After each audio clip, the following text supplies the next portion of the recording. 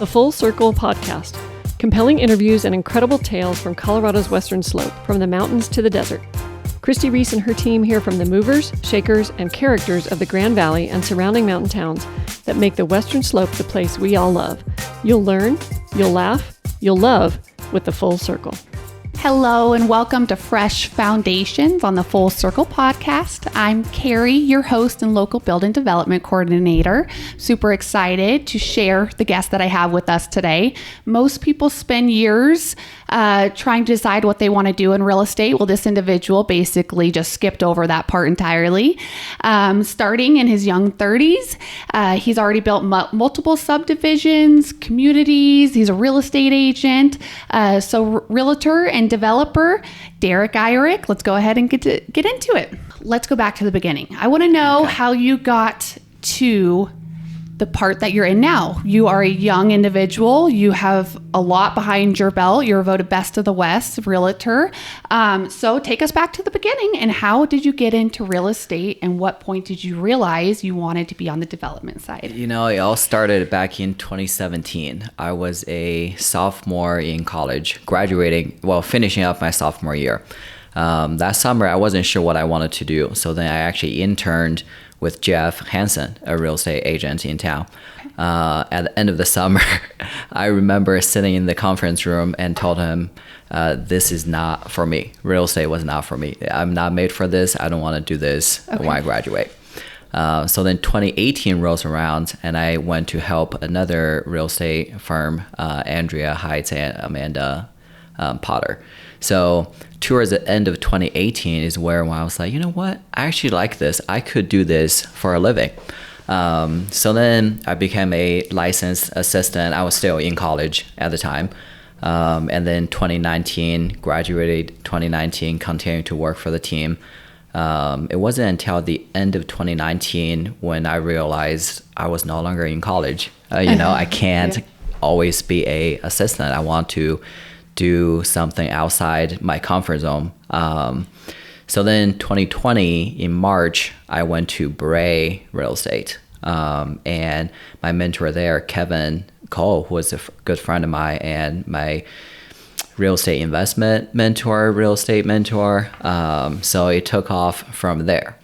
And then I didn't get into developing until 2024.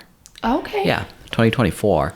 And I would say it's a happy accident. I had a client from Denver that was looking to reinvest in Grand Junction. He grew up in Grand Junction, born and raised here, moved to the Front Range, and he's looking to reinvest in the community. And we made offers on multiple multifamily properties. Nothing came out. So then this project, I know a developer that was wanting to sell it because I wanted to buy a lot in there and build my house and live in there.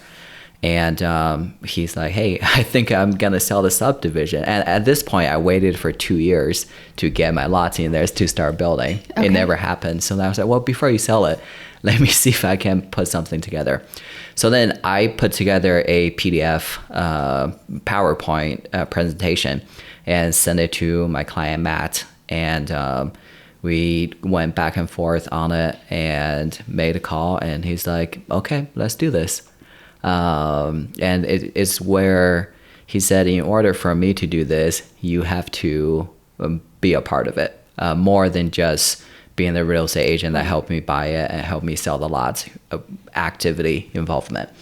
I was a little nervous, kind of scared because, at the time I know real estate, but I know like the tip of the iceberg for development. Right, and a lot more capital is going to be held up in development and things like that. You have more money on the line, so it gets a little scarier. Yeah, much slower moving. And luckily, I had Kevin Bray in my office, who is phenomenal at what he does. Yes. And throughout the years, since 2020, I shadowed him on everything. I asked him questions about everything. So I would credit Kevin Bray to all of my development knowledge. Yeah. Okay. And so has he been a part of all of your developments with you? No. More on the mentor side. Yeah, Okay. more on the mentor side. The first one, I ask questions and he assists along. And then his most recent subdivision, which we'll talk about, I was his exclusive agent in there because he saw what I did with the one we did. And he's like, I like how this guy works. So, yeah. Awesome. Okay. And so how old were you that first development? 27. I just turned 30. I turned 30 last week. Okay, so okay. I think 26, 27. Wow. Okay. Just got that drive in you, don't you? Something. Alrighty. So how many developments have you been a part of? That was my first one. We're 80% built out. So when you're driving there, you wouldn't even know 2 years ago, just dirt and bushes, trees, and then Big Jake, and then we have 2 more that's in the works. Okay. And then, so with these new developments, what does your involvement look like? Are you exclusive list agent on all of them, just developing? What does that look like? So the ones I'm working on, I will be the exclusive listing agent on all the lots. Okay. And then we allocate lots to different builders, and the builders can bring their own agents. So the builders coming into our subdivision to build homes does not have to use me to list their houses, because most builders in town, they have their preferred agents to work with. So, and we're okay with that, and we allow that. But yeah, so I'm the main listing agent in there. And then, so which one was your very first development? Apple Glen West. Apple Glen West. Okay. Just a beautiful, beautiful subdivision. It's now your new subdivision is going to be an extension of Apple Glen West, right? No, they're actually different parts of Grand Junction. Okay. Not Hosanna? So Hosanna is on 24 and a half road. Okay. Yeah. Okay. We'll dive more into that one. I mean, do you prefer wearing both hats, listing them and developing? Do you have a preference? My preference is I love developing, but my passion is helping people buy, sell, and invest. And I like that better because, in my opinion, I build a better connection with my clients. We became friends. We became family. Where developing side of it is more working with contractors, working with the city. Yeah. There's not much relationship that's being built there. Yeah. Now, from your very first development, what is something that you learned that you're still taking with you today that maybe you didn't think you were going to be up against or something like that? I think from the first one, I didn't really know what to expect. We had a great contractor that was our one-stop shop. They took care of everything. So that's super, super nice. And I think that is very, very important to have. Okay. So let's talk Hosanna. And Derek, can you give us a full picture view on that subdivision? So I want to know, if you have pricing, the type of product, location, all the good details. Yeah. So Hosanna is coming soon. I've been saying coming soon since early this year, and we just ran into hurdles on developing. It takes time. And it's in a total, we have 30 lots in there. 2 fourplex lots and a duplex lot. And then 20 single family lots. Okay, and what are the lot sizes? They range from 0.12 to 0.16. Okay. So they're on a smaller side, but I think our end goal is to have a lock and leave retirement community where is zero-scaped, minimal landscaping, is walking distance to Canyon View Park. So we're trying to capitalize the location and what that quarter of the city has to offer. Easy access to the shopping, hospital, I-70. So. Okay, and you said retirement community. Is it going to just be exclusive to maybe 55 and up, or? No, it won't be exclusive. The design is to have very minimal physical labor to work outside of the house. Okay, so who are the builders for these homes? So we have a couple different builders lined up in there. Some I don't know if I can release just yet. Sure. But there will be a list of different builders. They're well known in town. Okay. And how do you decide on the builders that are going to come into your subdivision? So I really don't. Essentially, when we have a subdivision that's getting close to being completed or where we have the lots designed and ready to go, I reach out to a couple agents that work with builders in town. And I let them know ahead of time, say, hey, this is going to be coming on the market. Got it. So then the builders can be like, okay, we have 3 houses. We're about to close those. So then we can buy the ones in here and build in here. So, they have to plan ahead for inventory. Yeah. Okay. So how long did this project, when did you start from acquiring the land of this subdivision to now? I know you're hoping to have some things released by now, correct? So how long is this process taking, and what are maybe some hiccups and challenges that you're up against? This project was approved back in 2020 and 2021. Then they had an extension to 2022. And then I think the seller and the original owner developer, they got tired and didn't want to deal with it anymore. Yes. So then the approval expired. And I reached out to them directly, and she wasn't wanting to sell. She's like, I'm gonna not deal with it, leave it to my kids, and so on. So I was like, I promise you, I'll make this easy. And she named her price, and we put the offer together and bought it. And That's awesome. Since then, she's used me for multiple personal projects for her.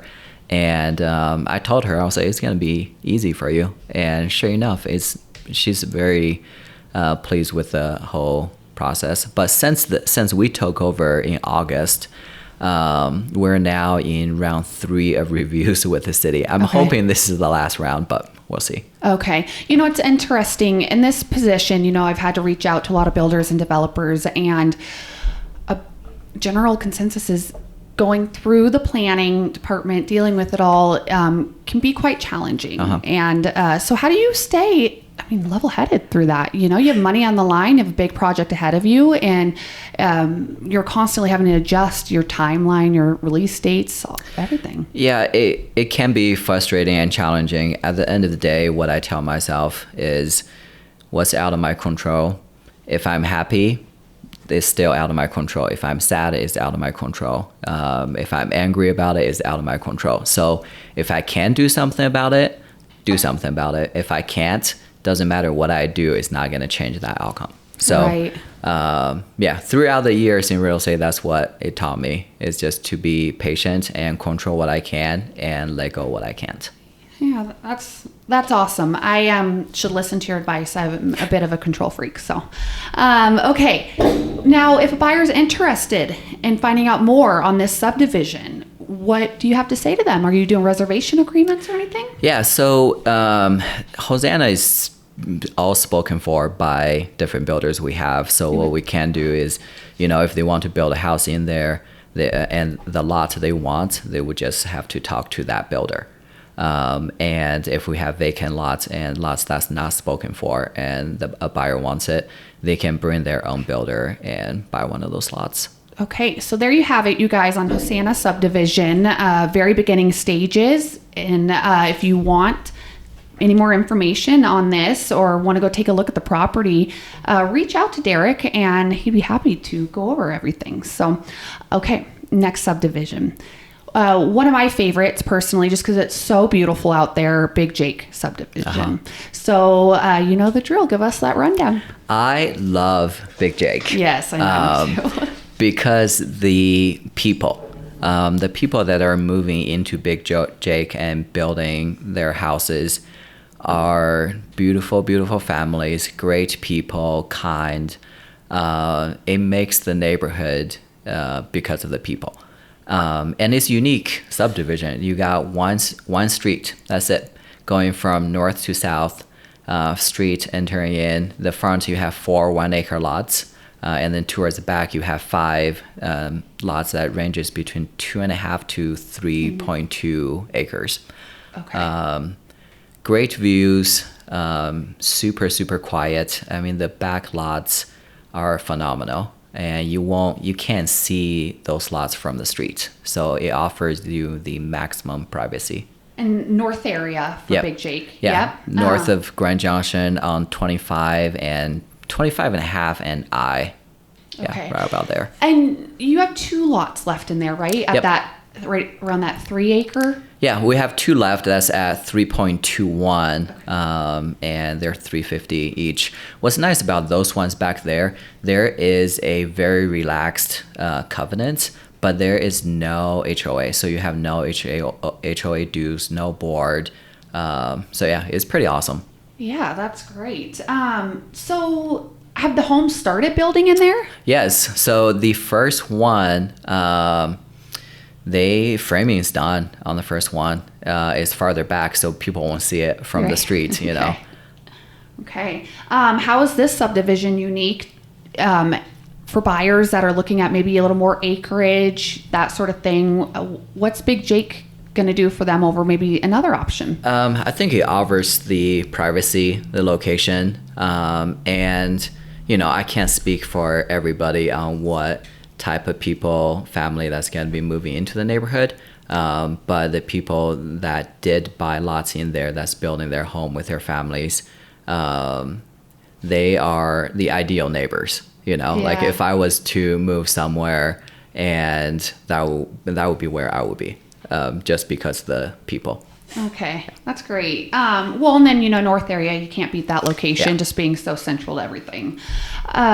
What challenges came up with developing this subdivision? You know, this one, I was just the agent on it. Kevin was the developer, and I don't really know. I mean, I know he ran into challenges, but I just don't know the details with that. Okay. Probably just delays. City delays. Okay. So we've touched on your 2 ongoing subdivisions right now. I wanted to talk to you a little more about how you find your next project, acquiring the land, all that good stuff.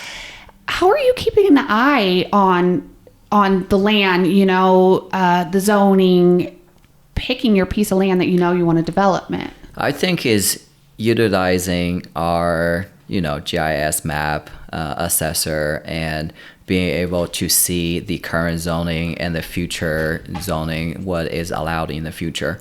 Because what is now, you know, if it's a lower density where you have the possibility of rezone, you know, that does have most likely, this is a very generic answer, but most likely if the future zoning is R8, there's a good chance you can rezone that property into R8.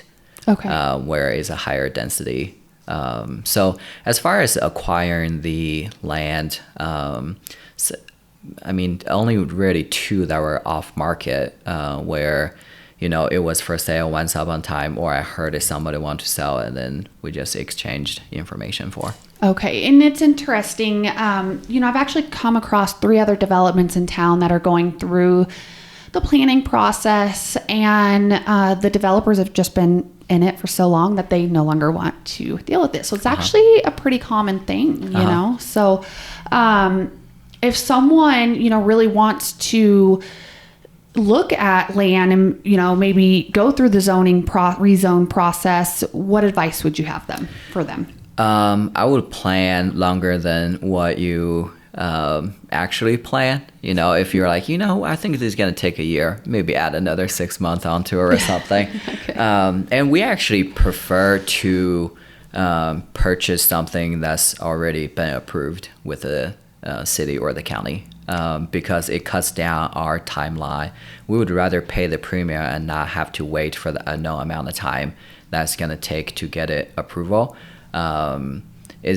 Is easier, and I think is less risk when a subdivision is already approved and shovel ready. Okay, and so have you gone through the rezoning process with the city before?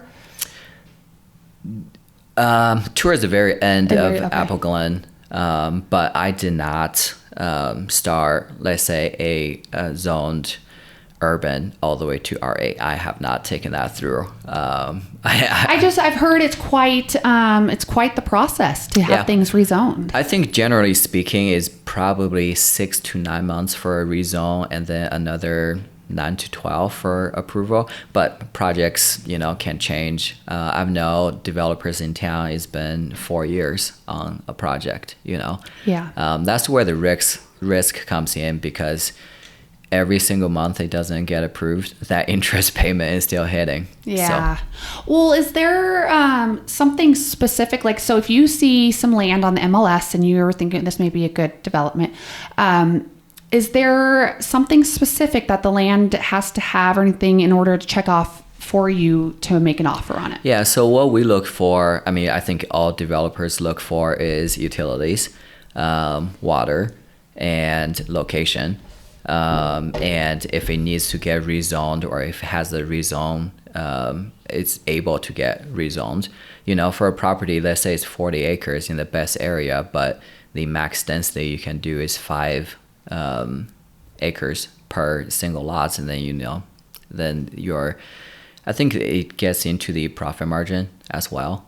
And you have less people looking for that price range. Where we can get 0.16 to quarter acre lots, they're higher demand. Okay. Have you ever had to evaluate the zoning and entitlement risk? And has it ever killed a deal for you on your development? Yes. Yeah. Okay. There was a very large project. 2 of my different partners we were looking at, and we actually put an offer together for it. And looking through the project, it would have been probably like a 5-year project on the fast track. Okay. So it would be 5 to 10 years possibly. And the rezone was not achievable at the time. And so we terminated within a month of getting under contract. I think we terminated because the rezone was not okay, happen. So you can you find out pretty quickly, like if you can't have it rezoned or something like that? Yeah, fairly quick. Generally you schedule a pre-app meeting with the city, county, and move from there. Okay. Yeah. They can tell you pretty quickly if your idea is doable or not. Yeah. Now, what about due diligence items that you're asking for when you're in a contract on that piece of land, or any non-negotiables that you need to see? Yeah, so most now, even when they have soil report, we're still doing our own soil report. We're doing our own environmental assessments. I think we try to stay away from areas that maybe historically is known for not so good dirt. Right. So yeah. Okay. So let's see. What is a big mistake that you may see developers do in some developments during, acquiring land or how they're building out their subdivision? I think from personal experience is the holdover period where your wait time, you don't really know how much longer you have to wait for. And at the same time, the bank is taking interest and so on. That does eat into profit pretty quickly. And then the choosing the right people, choosing to hire the right people and partnering with the right people. Yeah. Okay. So, that leads me into my next question, which is maybe a biggest challenge that you've had in getting your projects off the ground, capital, relationships, anything along those lines. So, would you say those are your biggest challenges? I've been pretty lucky. I have a couple good banks in town. We have really good banking relationships. Same with contractors. We have great contractors in town. I think those are probably my easiest. I think the hard part is getting through approval, and then keeping everybody happy. There is no way anybody can keep everybody around you happy. So there's, I think the part of me is I'm a people pleaser, and I try to keep everybody happy. But there are things that happen behind the scenes where I think if the general public sees what actually happens, they would be like, "Oh my gosh, I feel bad for this guy." You're right. Yeah. So yeah, I would say trying to keep everybody happy was my biggest challenge. Yeah, that makes sense. What advice would you give someone that wants to get into development? I would say, internships or shadow other developers in town. We have a couple great developers in town, that's probably step one. Because you could be 4 weeks into it and be like, this is not for me. I'm not doing this. Yeah. Yeah. Where it might be better just to have an investment group that goes into developing instead of doing it yourself. Sure.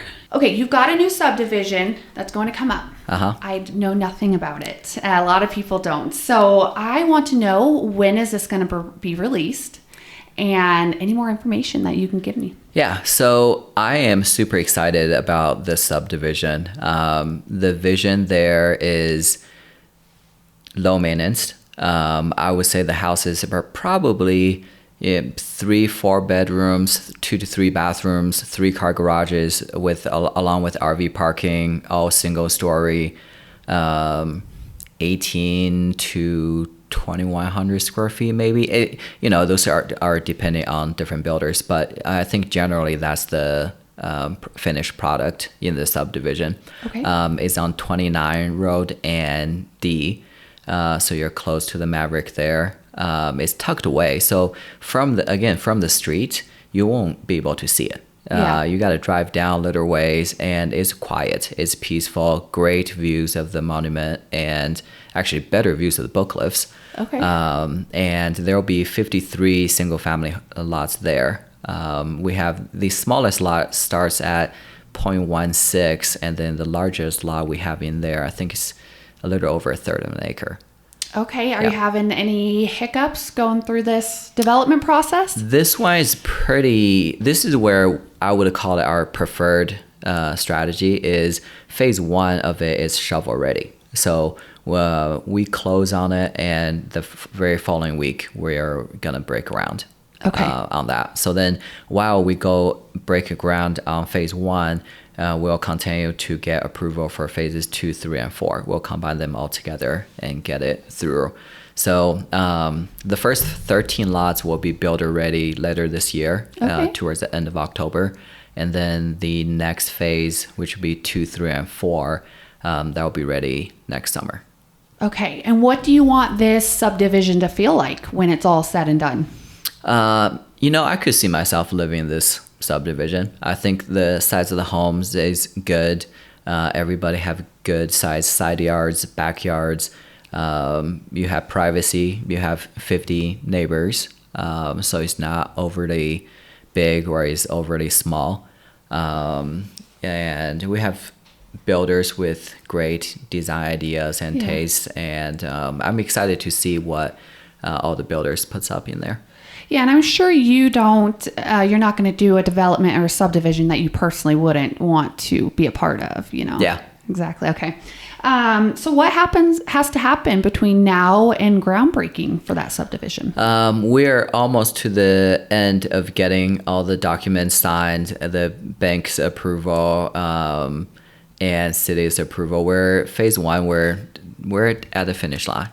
So I'm super excited to actually have something break ground this year. Yeah. Are we allowed to know the name? Yes. So the name was changed from its original name to now. So now it will be called Wildlife Estates. Wildlife Estates. Okay. Yep. There so you have we'll it. have big bear, hummingbird, trout, and woodpecker.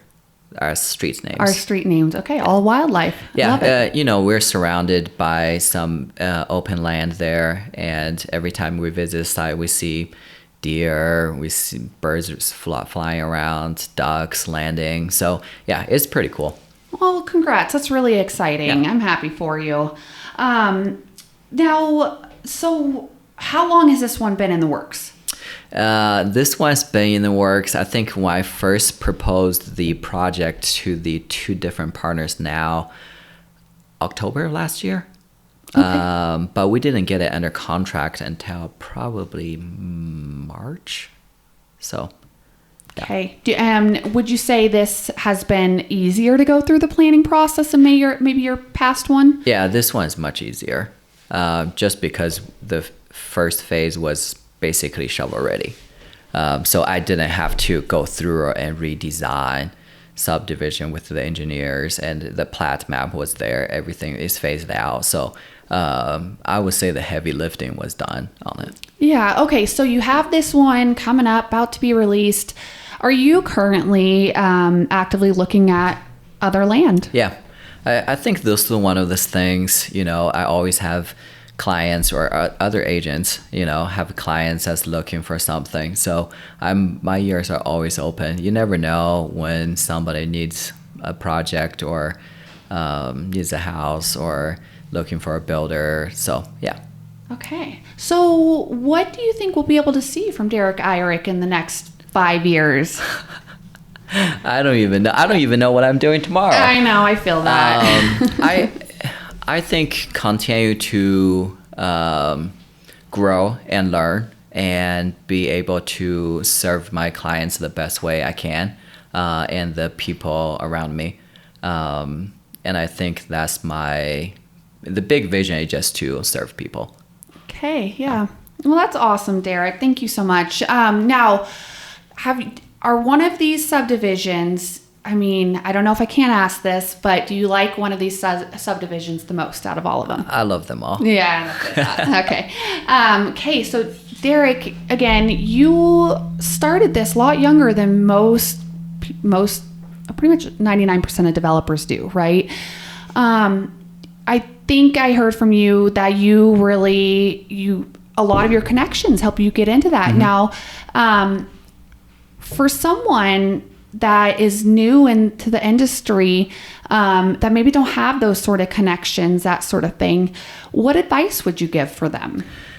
It's hard work and a lot of time, a lot of networking, and going to different events and just talking from your colleagues. If I wasn't talking to my colleagues, I would have never know he was looking to sell the entire subdivision. And I wouldn't have been like, let me put an idea together and present it. I think it's not being afraid to take actions on what you dreamed of doing. Because my client was not looking to develop.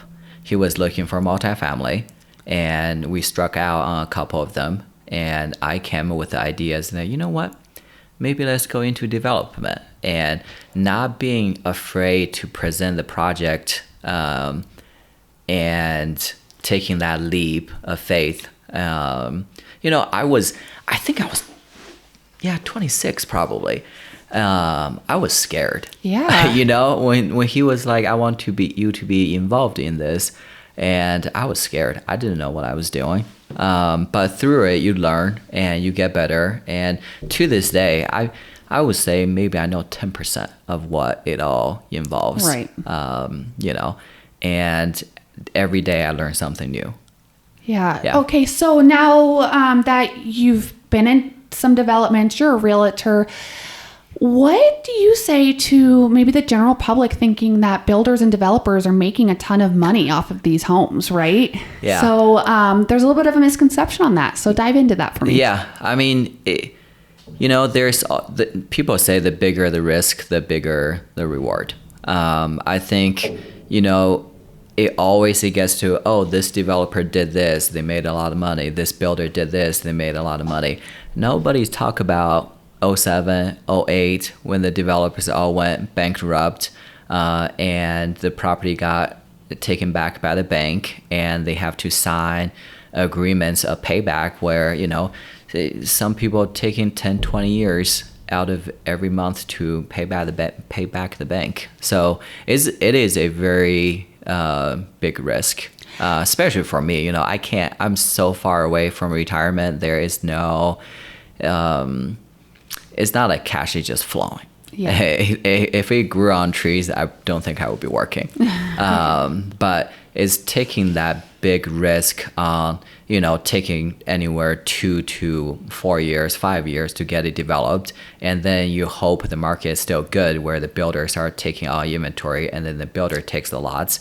And then the builder will build the homes and then resell the homes to take their profit. So, I think, everybody, most of the time, when we post on Instagram or Facebook, we never post like, this happened to me today is a bad day, is a sad day. We just post our best selves. So very rarely do you hear somebody say, I'm never doing development. This happened to me, lost all my money. And so, I think generally speaking, the good, people takes in the good, that's look at me, better than, this project failed.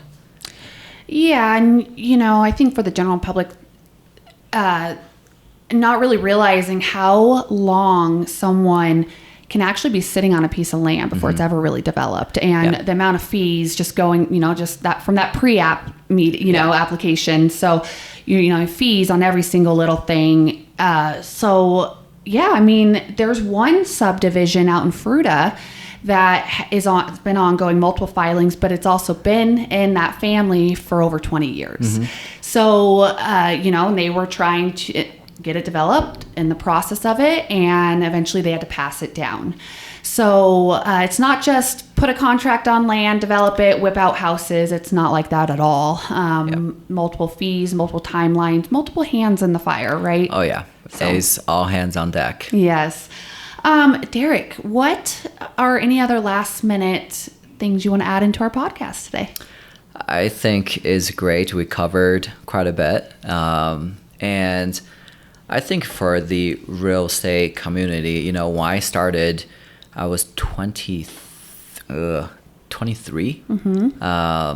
think I was just 22, turning 23, and having good people around you, because I would not be taking everything on and doing what I'm doing now, and without good mentors. You need surround yourself with good people. So I have an insurance agent that's one of my great friends, great mentor, real estate agents who does investments, who long-term rentals, short-term rentals, and now getting into development. So I'm eager to learn. I never want to be like, I don't want to know how that works. Anytime somebody says, this is how this works, I'm sitting there, ears open, listening, just learning. Yeah, that's awesome. So I want to ask you something a little different too. When you drive through maybe Apple Glen West and it's completed, it's it's really taken shape. How do you feel driving through one of your neighborhoods? What do you think? It's a good feeling to know that people are living there because we took the initiative to oversee the project and bring that. It was unused. Nobody can walk through it. Now, and when I'm driving there, I can see kids driving go-karts through there, or walking dogs, or like baby getting pushed on strollers. And some of my friends are there, so it's good. Is that makes the wait and the heartbreaks, the headaches, all worth it. Yeah, I'm sure you finally get to say, I did it. This is what it was for. Anything else you want to add? We're wrapping up. I'm so grateful that you came to meet me. I've loved hearing about your new subdivision. Can't wait to watch it take shape. Yeah. So I would say, if anybody listening that's interested in one of those subdivisions or any other subdivisions in town, call their agent. Yeah. We have great agents in town. So we do. And development is going to keep on happening. It's GJ's growing, and we're going to be watching things as it goes. So ladies and gentlemen, Derek Irick with Bray Real Estate, a realtor and developer. Again, thank you. And this is Fresh Foundations with Kerry and Derek. And we're covering the builds, the builders, and the buyers shaping the Grand Valley. We look forward to seeing you next time. Thanks for listening. This is Christi Reece signing out from the Full Circle Podcast.